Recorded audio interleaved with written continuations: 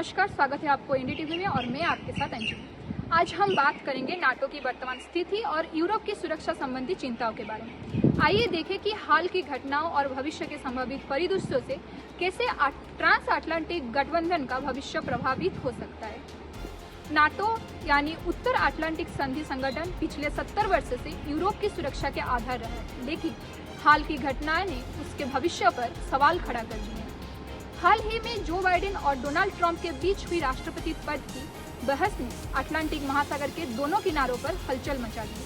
Trump के प्रदर्शन और नाटो पर उनकी टिप्पणियों ने यूरोप में गठबंधन के भविष्य को लेकर चिंताएं फिर से जगा दी है। CBS न्यूज से पता चला है कि 72% पंजीकृत अमेरिका मतदाताओं का मानना है कि बाइडेन में राष्ट्रपति के रूप में काम करने की मानसिक क्षमता नहीं है। इससे व्हाइट हाउस में ट्रंप की वापसी की संभावना बढ़ गई है।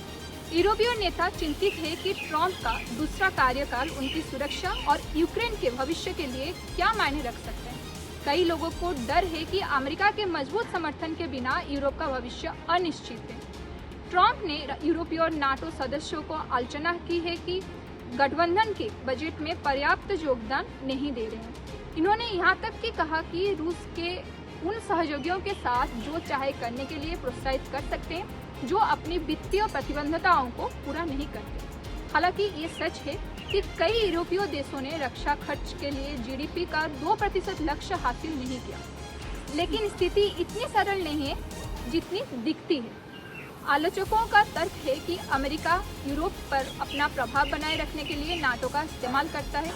ऐतिहासिक रूप से यूरोपीय और नाटो सदस्यों ने इराक और अफगानिस्तान से लेकर लीबिया तक अमेरिका सैन्य कार्रवाई का समर्थन किया है। यूरोप की चिंताएं सिर्फ नाटो और यूक्रेन तक सीमित नहीं है। कई लोग चिंतित हैं कि ट्रंप के राष्ट्रपति बनने से अमेरिका जलवायु परिवर्तन, परमाणु जैसे प्रमुख अंतर्राष्ट्रीय समझौते से पीछे हट सकते हैं।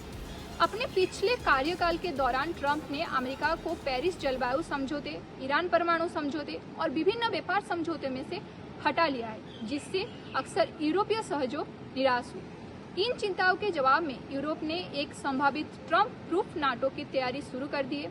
कई यूरोपीय देशों ने अपनी रक्षा क्षमताओं को पुनः निर्मित करना शुरू कर दिए, जिन्हें उन्होंने 1949 में नाटो के गठन के बाद कर दिया था।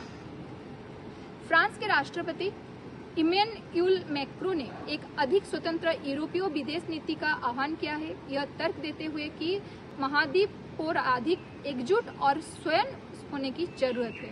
यूरोपीय संघ अपनी सामान्य सुरक्षा और रक्षा नीति को मजबूत करने, रक्षा बजट बढ़ाने और सदस्य देशों के बीच सैन्य सहयोग बढ़ाने पर काम कर रहा है। यूरोपीय और अमेरिका इन चुनौतियों का कैसे सामना करता है, ये आने वाले वर्षों में वैश्विक सुरक्षा को आकार देगा।